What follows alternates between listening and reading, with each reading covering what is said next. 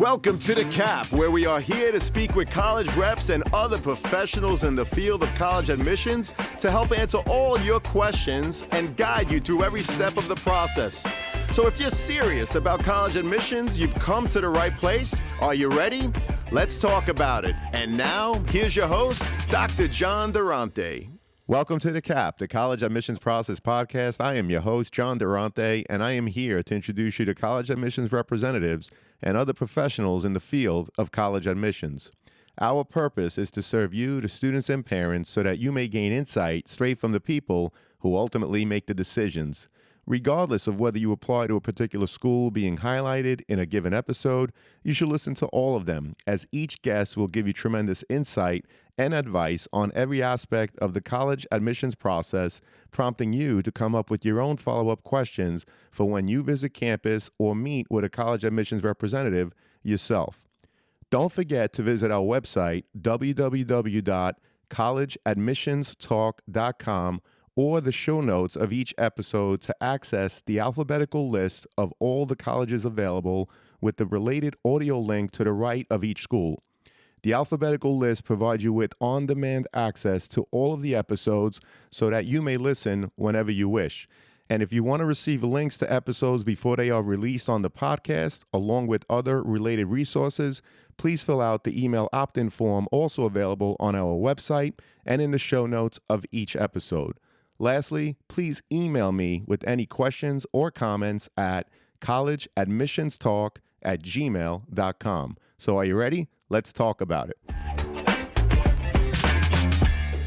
Welcome to The Cap, the College Admissions Process Podcast. I am your host, John Durante, and it gives me great pleasure to introduce you today, Erica Doherty, who's the Director of Undergraduate Admissions at Keuka College. Erica, thank you so much for being here today. We're so excited to have you. How are you? I'm doing great. I'm super excited as well. And thank you so much for having me. It is our honor and pleasure. And Erica, I know that Keuka College is located right on Keuka Lake in the beautiful Finger Lake region of New York. But can you give us a brief overview of Keuka College and what sets it apart from other schools? Sure. Well, like you just mentioned, we are located in a really beautiful area, literally right on a lake. So we actually occupy 1,300 feet of the Keuka Lake shoreline. So that's really unique because our students can take advantage of the water, go fishing, go kayaking, things to that nature. We're also a relatively small private liberal arts college. So we have just about 1,000 students on our campus. So it is a smaller college, but a really great size for a student who's looking for more of that intimate feel and really able to get to know their professors, small class sizes. You're not just a number on our campus. You're really a student who's recognized and valued here in our community. So those are a couple things that I think set us apart. I'll also talk about Fields Period as well. So Fields Period is our internship program on campus. And so it's actually a program for students to gain a hands-on experience basically every single year that they're a student with us. So that's really unique because, sometimes at other institutions, you might not get that experience till later in your college career. But here at Keuka College, you get that experience right off the bat. And then I think something else that sets us apart is we are a residential campus. So our students actually do live on campus all 4 years, and they kind of start in a first-year residence hall, but can kind of, advance to the next level. And by the time they're graduating, they might even get to live on a lakeside apartment where they have a beautiful, stunning view of the surrounding area. Well, thank you so much for that overview. 1,300 feet of Keuka Lake shoreline, which is awesome. You mentioned the small, intimate field with approximately 1,000 students, and surely everyone obviously gets to know each other, not only student to student, but even the intimate relationships that students have with their professors. You mentioned internship opportunities, a residential campus. It sounds awesome. Again, we appreciate the overview. So, Erica, what are some of your most popular academic programs? And are there any unique or standout programs that you'd like to share with us? Sure. So I would say some of our most popular majors include education, of course. We're very well known for that. So we have everything from early childhood education all the way up to adolescent education. We also have a very popular occupational therapy program. So that's a direct entry program. So it's a 4+1. And when the students do apply for consideration during their senior year of high school, if they're accepted, they have a guaranteed seat in our master's, of OT program, which would be their 5th year. We've been doing this for over 35 years, so we're pretty good at it. And we've graduated over 1,000 occupational therapists from our college. Also pretty well known for nursing as well, pretty popular. It's a direct entry program as well, so 4-year program. And we have beautiful, stunning nursing labs that are fairly recently renovated. So really awesome opportunity for students to, work on our quote unquote mannequins that can simulate things like childbirth, seizures, all sorts of stuff, before they go into the hospital setting. And then we're also pretty well known for psychology and social work. We actually have a master's in social work program as well that students can do. It'll only take them about 1 year if they do it right out of the BSW program. And then criminal justice is another very popular one. The cool thing with criminal justice is it actually lives in the same division as social work. So there are a lot of overlapping classes, which really creates this interdisciplinary feel. And then a couple, unique programs that do stand out for us. I would say, of course, American Sign Language and American Sign Language English interpreting. Very unique, especially in New York State. We're actually one of 2 colleges, I believe, that offer that program in New York. And then, of course, our business management program is popular too and unique in its own ways through all the different concentrations and minors that students can choose from. Well, we appreciate that. You offer criminal justice, business, education. I love that you have direct entry programs into your occupational therapy and nursing schools, psychology, social work, and also ASL, but ASL with English interpretation, which you mentioned is one of 2 schools, only one of 2 schools in New York. So I think that's fantastic. Can you speak, Erica, of the types of extracurricular activities and clubs that are available to students? And what else can you tell us about life on campus? This is something that students and their parents always want to hear about. Do people stay on campus on the weekends? What do the students do on the weekends and after classes are done during the week? Yeah, so I totally understand that because to me, in my college experience, my life on campus was equally as important as my academic experience. And so we do have a lot to offer. We have over 40 different clubs and organizations, everything from musical theater club, ultimate frisbee, arts and crafts, adventure club, which is one of my favorites personally. They actually go out and do like hiking excursions. They go on ski trips because we have plenty of ski mountains in the local area. They do a lot of really fun outdoorsy things. We also have a bass fishing club. And then, like I mentioned earlier, with our beachfront campus, we do have a boathouse where students can sign out different equipment completely free. So they can sign out kayaks, canoes, paddle boards, and really take advantage of the lake that's right in front of us. And we're also a very quick drive, probably about 5 minutes or so, to a town called Penn Yan. And Penn Yan is a really small, quaint town, really cute, tons of shops, restaurants, things to do. So a lot of students will venture out to Penn Yan once in a while. We also have shuttles that take students not only to Penn Yan, but also to some other, neighboring towns and cities. So places like Syracuse, Rochester, Canandaigua. So a lot of opportunities for students. That's not to also mention we always have events on campus too. So there are, drag shows, fashion shows, magicians, comedians, you name it. We always have something funky going on campus on the weekends. So really great opportunities for students to, meet other students, build relationships, and just have a good time. Well, that's terrific. And again, being on Keuka Lake definitely offers a lot of outdoor activities. And I appreciate you mentioning all of the great things that you have on your campus and beyond. So let's dig into the application if you don't mind. How does Keuka College evaluate prospective students' applications? And what factors do you consider during the admissions process? Again, this is something that students and their parents going through the admissions process are very interested in knowing about. So any information that you could provide would be greatly appreciated. Yeah, so in terms of our application process and what's required, so I guess I'll start with saying we're a rolling admissions campus. So we don't have a strict deadline. We do review applications throughout the year, although we always do recommend students do apply, earlier rather than super last minute. So I would say a majority of our applications do come through before, the holiday season. And then in terms of what's required, so we of course require the application. It's either on our website or you can always apply through the Common App as well. And it's completely free to apply, which is great. In addition, we require your high school transcript. So obviously, this will allow us to evaluate your academics, your cumulative high school GPA, and look at all of the courses that you've taken. So those are the only required components. In addition, you're more than welcome to send in test scores or send in a letter of recommendation or two, or send in a personal statement or an essay. But those components are optional. However, I always do, encourage that students write that essay or maybe send one of those letters of recommendation, because it does give us some more perspective as to who's behind the application, who's behind the computer screen. I will say that the SAT or ACT, we were test optional a long time ago, actually, way before COVID. So we've never placed too much importance on that test, at least in recent years. And so, of course, it can only help you if you do submit it, but it would never hurt you by not submitting those test scores or that essay or that letter of recommendation. Those are all things that could just boost your application. Well, we appreciate you talking about the test optional nature of Keuka and the fact that not submitting a test will not hurt you. That's great.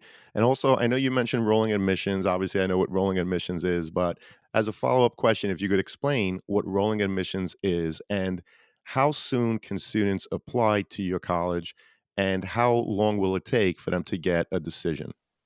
Sure. Yeah, great questions. So, how it works is every August, our application goes live. And so that application will allow you to apply for entry for the following fall semester of that following year, right? So, that's typically when you can start applying. And then in terms of rolling admissions, so like I mentioned, we review applications throughout the year. And so we review them as they come in. So let's say you apply September 15th and all of your application materials are submitted, AKA your high school transcript. At that point, we would start the review process. And then typically, 1 to 2 weeks after all of those materials are submitted, we would send you a decision letter. So, by the end of September, in that example, you would likely have a decision in your hands. And can you speak about any recent developments or even exciting projects happening at Keuka College? Absolutely. So, a few months back, actually, we just announced a $6 million renovation to our residence halls. Wow. So, we're going to be tackling that one residence hall at a time. And so, currently, one of our residence halls, is under construction, under renovation. We're actually gutting the entire inside. So, while we'll still maintain the really beautiful character and the brick building on the outside, the inside is going to be totally, state of the art, top of the line. And so that's a really exciting development. Another one is our nursing labs, which I mentioned earlier. So we just finished that renovation about a year ago, and they're stunning. So they have our sim patients who kind of resemble mannequins, like I mentioned. They can simulate lots of different bodily functions for students to really grasp those concepts and learn. And then, of course, another one is our lower level of our library. So we completely renovated that space, and we're actually continuing some renovation currently. So there will be some really great private study spaces as well. But it's a really vibrant, colorful space that I think really energizes students, and tons of opportunities for group study work, but there's also spaces, like I mentioned, for that independent study. And not to mention, there's huge windows with a beautiful view of Keuka Lake. Fantastic. And it's absolutely beautiful up there on your campus and, of course, the Finger Lake region in general. And it's always a great sign when I hear about all of the renovations going on. The future's looking bright. So, again, we appreciate you sharing. Going back to the overall application, Erica, what could you tell us about the mid 50%? And if a student falls a little lower, what are some of the things that they can do to help enhance their overall application? Sure. So our middle 50% of accepted students definitely have a high school cumulative GPA I would say somewhere between a B plus and an A minus, although we do see students on either end of that spectrum. So we do see students, maybe in the lower 80s, of course. And then we also see those students who are, flying colors on their transcript, maybe even the valedictorian of their high school who attend Keuka College. So it's definitely a range. If you do fall a bit below our requirements, I would say, submitting that personal statement essay or submitting those letters of recommendation, or even just visiting our campus and showing demonstrated interest. That's something that we track here at the college. And so if we see that you've visited our campus or maybe even checked out our virtual tour or contacted your admissions counselor, those are all things that we're keeping up with. We want students on our campus who are really excited about our campus. And just like we want students who are involved in their high school, through that activities resume that you submit in the application, we want students who are involved because we want them to contribute to our campus community. So all of those things I mentioned could really help a student who's maybe a little bit below that GPA requirement. Well, that's great advice. And you touched upon demonstrated interest a little bit, but I was curious, how important is demonstrated interest in your admissions process? And what are some of the things that students do to demonstrate their interest in QCA? And most importantly, is it something that you use as part of your actual admissions review process? Yeah, so we do take a look at that while we're reviewing the application, and it can only help, like I mentioned. And so some examples might be a student checking out our virtual tour. So believe it or not, we actually know when a student does that, even though they're doing it independently. So that's always helpful for students who maybe do live a bit further away and can't quickly get to campus for a campus visit. I've also had students from further away contact me, and then we walk through the virtual tour together over Zoom. So that's another option. And then, of course, getting to campus physically is even better. So attending a typical visit, coming for an open house, even shadowing a student for their typical day in the life, or meeting with a professor. All of those things can really, show us that you are really interested in our college and you're excited about the potential of being a student here. Well, those are great examples of demonstrated interest, and I appreciate the insight that you gave that, in fact, at Keuka, you do look at it. And I appreciate how you said it could only help. So, students, whether a school reports that they track demonstrated interest or not, like Erica said, it could only help. If you're able to visit campus, fantastic, sign in. If not, do a virtual tour. If they send you an email, open it. If there are links, engage with it. There are ways for them to track whether or not you're engaging using those items. So we appreciate that, Erica. And going back to the application itself, what are some examples of college essays that left an impression on you?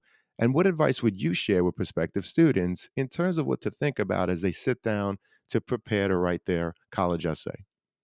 In terms of essays that have left a mark on me, I would say basically any story that a student can tell that can allow them to open up, maybe be vulnerable with the application reviewer and, share something that affected them and also built their character. So maybe it's about, a role model in their life who really influenced them. Maybe it's about like a mental health situation or medical situation they went through or watched someone go through.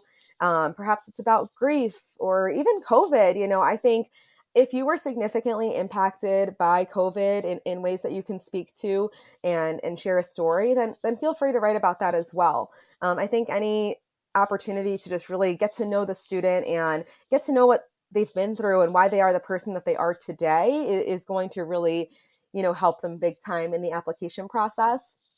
And then one little story about an essay that I will never forget is about, and I don't even know if those listening will remember this, maybe you will, but there was an app at one point called, I believe it was Trivia HQ or HQ Trivia.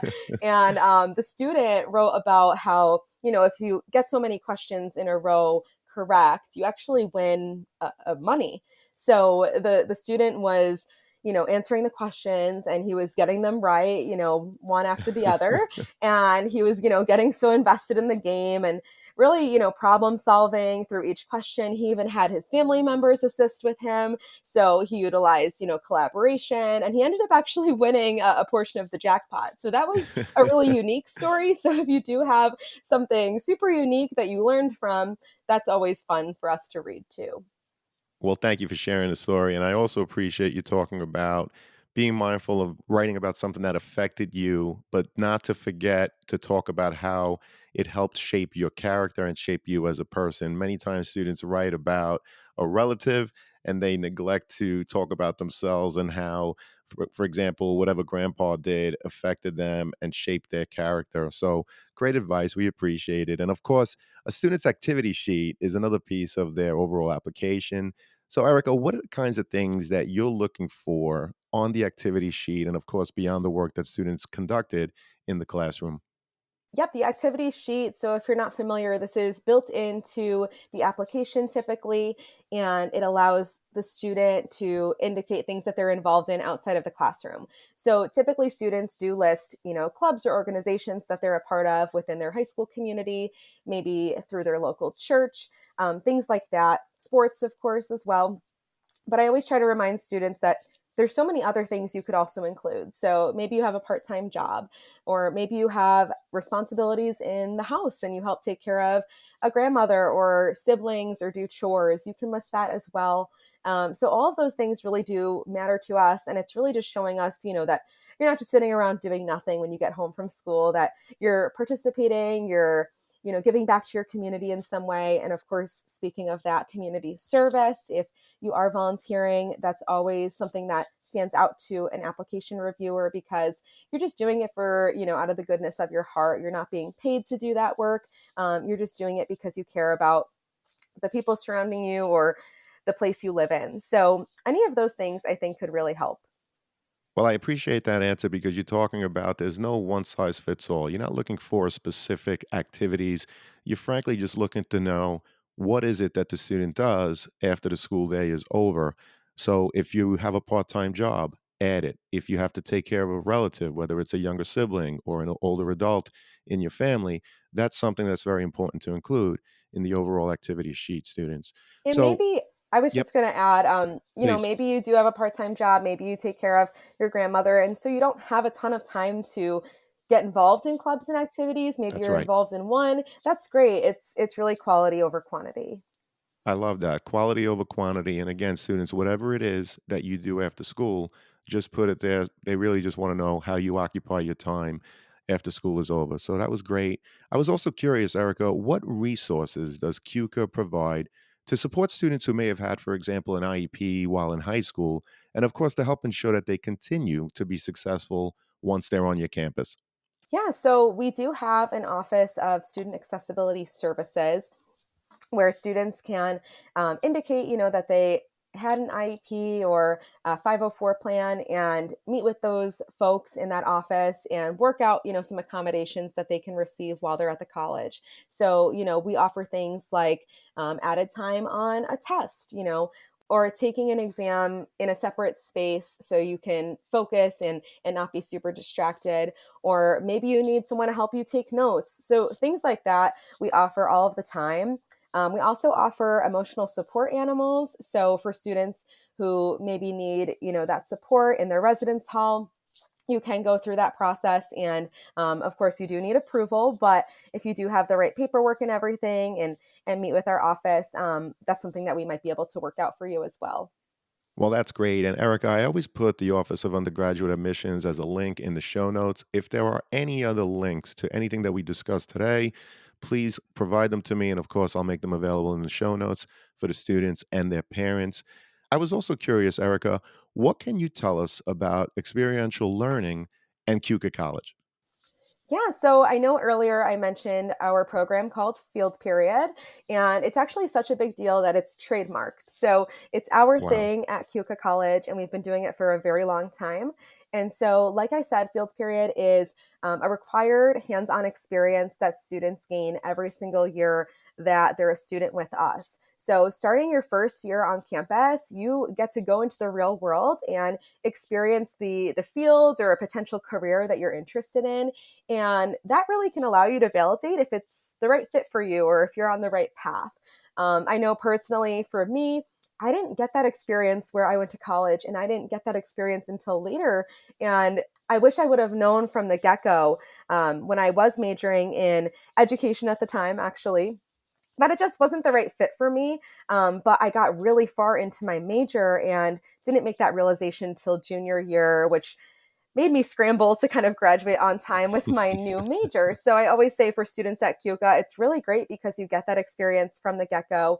And it's not just an internship. It could really be anything you want it to be. So it could be a study abroad trip. It could be a research project. It could be an artistic endeavor. It can really just be anything that will, again, allow you to learn more about yourself, learn more about your career and field, and again, figure out, if you're on the right track. So we've had students do all sorts of really cool stuff. We've had students go to Thailand, the Galapagos Islands. We had a student recently intern with Nickelodeon, and she actually Wow. designed a commercial for them. We've Wow. had, yeah, so we've had a student recently published his own novel during his field period. So Wow. really amazing things have come of it. And you work with your advisor one-on-one to create that experience. You're not alone. We even have a field period office that has an entire database of organizations that you can reach out to. So it takes place typically during your January break. Our January break here at Keuka is very long, so it goes all the way through January. And so it's typically about a 4-week experience. So some students, if they don't go abroad or out of state, they'll just do it back in their own hometown. And it's 140 hours per year. So by the time you graduate, you have 560 hours of real life experience to speak to at an interview on a resume. And you've now built up a network of professionals over 4 years. Well, that's awesome. I really appreciate you emphasizing your field period program, and the fact that it's trademarked is awesome as well. Again, any links that you want to share, whether it's field period or anything else, please provide it to me. And of course, we'll put it in the show notes for the students and the parents.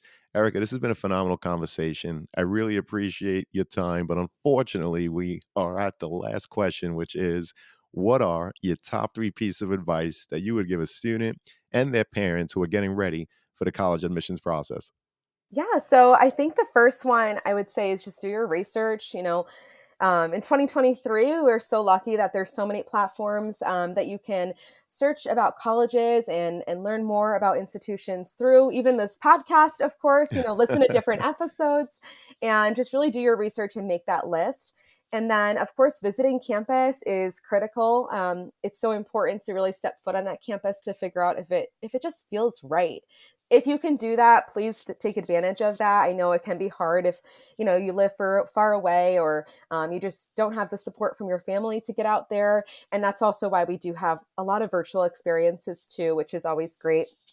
And then, of course, my last piece of advice is to not turn away from private institutions, because I know that sticker shock exists, and folks think they can't afford a private school, right? Because it's more expensive than a SUNY or a public institution. But definitely take advantage of something called the net price calculator on colleges' websites. Every college has one, and it allows you to plug in your information so you can see which merit scholarship you might qualify for, or which grants or federal aid you might qualify for as well. So that can kind of help you narrow down the list to schools that are affordable for you without shying away from those private institutions. Well, we appreciate that. Do your research, visit, whether it's in person. If not, do it virtually. And I also appreciate the fact that you talked about the net price calculator, which is a tremendous tool to help students and their parents determine which schools they can afford or not. Every school has it. Generally, you could just do a search and find the net price calculator for whatever school you're interested in. So, again, we appreciate that. Erica, this has been awesome. I'm so happy, as I know that this conversation is going to help so many students and their parents as they navigate through the process. I hope to have you again. You're awesome. Thank you so much, and thank you for having me. I was so excited to, share some more insight about Keuka College. We're kind of a hidden gem in New York, so I'm so happy to spread the word and, potentially get more students interested. Absolutely. You were awesome, and I'm sure you did Keuka very well. You'll be getting more interest for sure. Thank you again, Erica. Thank you. Bye.